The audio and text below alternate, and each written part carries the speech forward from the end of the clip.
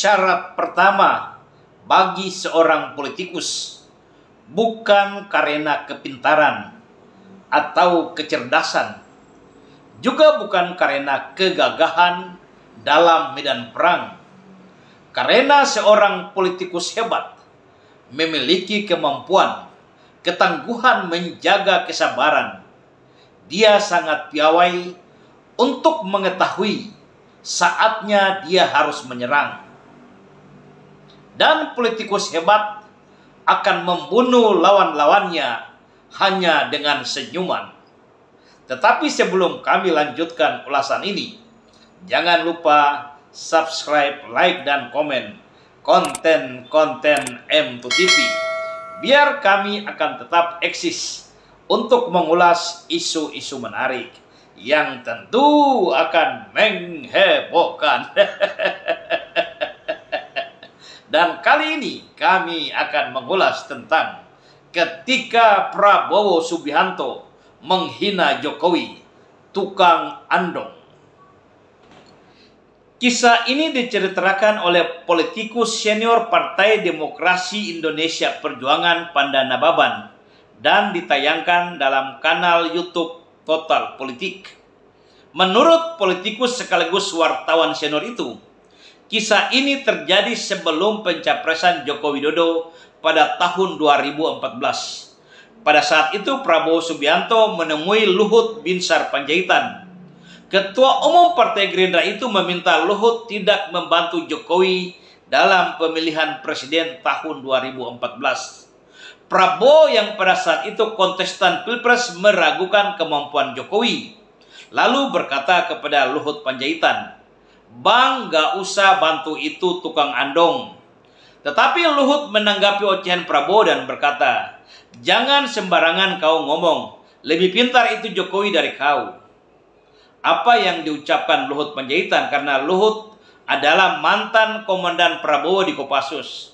Dan Luhut juga sudah kenal lama dan sangat mengetahui pribadi Joko Widodo. Dalam kenyataannya, lanjut Pandana Baban, akhirnya Joko Widodo memenangi pemilihan presiden tahun 2014.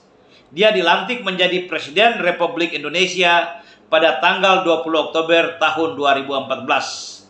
Setelah menyelesaikan acara pelantikan di gedung MPR, Jokowi seharusnya langsung ke Istana Negara untuk menghadiri acara yang disiapkan Presiden Susilo Bambang Yudhoyono.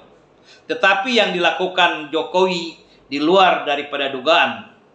Jokowi naik andong dari Bundaran HI keliling ibu kota Jakarta selama 3,5 jam. Diarak oleh para relawannya, dan acara itu disiarkan oleh seluruh TV dalam maupun luar negeri. Jadi Prabowo lihat si tukang andong sedang diarak oleh pendukungnya. Menurut mantan wartawan senior itu, cara Jokowi membalas tudingan orang benar-benar tidak terduga. Lebih lanjut, Pandana Baban menjelaskan dia Jokowi memiliki kemampuan yang luar biasa. Sepenggal kisah di atas adalah sedikit dari realita, sekaligus merupakan fakta nyata dari rentetan sekian banyak cacian, hinaan, ejekan yang dapat dikategorikan penyerangan verbal terhadap diri bahkan keluarga Presiden Joko Widodo, satu-satunya Presiden Republik Indonesia berdarah merah dan tidak berdarah biru menurut pendapat Profesor Jimli Asdiki, mantan Ketua Mahkamah Konstitusi Republik Indonesia. Ketika dunia internasional mengakui Insinyur Joko Widodo Presiden Republik Indonesia terbaik sepanjang sejarah politik Indonesia, tetapi di dalam negeri ada sekelompok orang yang berhati culas, pendengki, dan bahkan dapat dikategorikan sebagai kelompok sesat pikir dengan mudah menghina dan menjelek-jelekan Presiden Joko Widodo. Dari berbagai rekam jejak, publik sudah mengetahui Fadlizon pencetus ucapan Presiden pelengah-pelongo. Rocky Gerung menyebut Presiden dungu, otaknya kosong. Koran Tempo merefleksikan Presiden Joko Widodo seperti Pinocchio.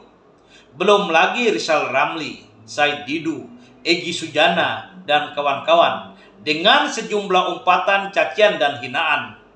Dan kemudian hinaan-hinaan itu disebarkan oleh para pendukung kaum oposisi sehingga seakan menjadi terbiasa. Para tokoh dan rakyat biasa ikut menghina presidennya sendiri. Kita tidak dapat mengetahui kerja-kerja menghina orang lain, kerja-kerja menghina si orang tua, kerja-kerja menghina presiden sendiri. Itu budaya siapa dan budaya dari mana? Presiden Joko Widodo dalam menanggapi semua cacian dan hinaan itu seakan tidak terlalu peduli dan tidak ingin ambil pusing dengan semua hinaan itu. Tetapi hati kecilnya sebagai manusia tetap menggelora dan dendam membara yang satu saat pasti akan dibalas, bermodalkan kesabaran sebagai seorang politikus yang memahami kapan waktunya dia akan menyerang. Jika saja Presiden Joko Widodo pelongok-pelongo, jika saja Presiden Joko Widodo itu otaknya kosong, tidak mungkin dia bisa dipilih oleh rakyat selama 2 periode. Dan tidak mungkin Presiden Joko Widodo bisa membangun bangsa ini mencapai kegemilangan yang diakui oleh negara-negara di dunia. Jika saja Presiden Joko Widodo jiwanya seperti tukang andong, tidak mungkin dia akan berani berdiri tegak mempertahankan kedaulatan kekayaan alam Indonesia dan keras dan lantang menantang keinginan negara-negara Eropa untuk tetap menikmati ekspor bahan mentah hasil tambang nikel dari Indonesia. Dan jika saja Presiden Joko Widodo itu otaknya kosong, tidak mungkin dia akan mengambil alih PT Freeport dengan saham pemerintah Republik Indonesia 51%. Jadi hanya orang yang sesat pikir yang menyatakan bahwa Presiden Joko Widodo itu pelongo-pelongo. Lalu sekarang pembalasan Presiden Joko Widodo atas semua hinaan dan ejekan kepadanya akan menjadi kenyataan. Ketika Prabowo Subianto direkrut oleh Presiden Joko Widodo untuk menjadi Menteri Pertahanan dan Keamanan, dengan senyum Pak Jokowi menyambut itu, memberinya sejumlah kepercayaan, dan mereka pun bersama dalam satu atap pemerintah Republik Indonesia. Presiden menjalankan pekerjaannya sebagai kepala negara dan kepala pemerintahan dengan baik, sehingga Prabowo yang dulunya menghina kembali memuji-muji Presiden Joko Widodo dengan sebutan presiden terbaik. Lah kalau Prabowo yang dulu menjadi rival berat Presiden Joko Widodo dalam Pilpres tahun 2014 dan 2019 sudah mengakui Presiden Joko Widodo sebagai presiden terbaik, mengapa para pengikutnya masih begitu sakit hati? Dan pembalasan itu belum selesai. Presiden Joko Widodo beberapa waktu yang lalu sedikit menunjukkan bahasa tubuh seakan mendukung Prabowo Subianto menjadi calon presiden tahun 2024. Hal ini membuat elektabilitas Prabowo meroket, bahkan mengalahkan Ganjar Pranowo. Tetapi setelah Ganjar Pranowo secara resmi diusung oleh PDI Perjuangan dan terkesan akhir-akhir ini begitu dekat dengan Presiden Joko Widodo, Prabowo menjadi sedikit oleng dan seperti layang-layang putus, bergerak ke atas, ke bawah, ke kiri, ke kanan mencari dukungan untuk maju menjadi calon presiden Republik Indonesia tahun 2024 nanti. Dan pembalasan itu akan tetap berjalan seiring dengan waktu.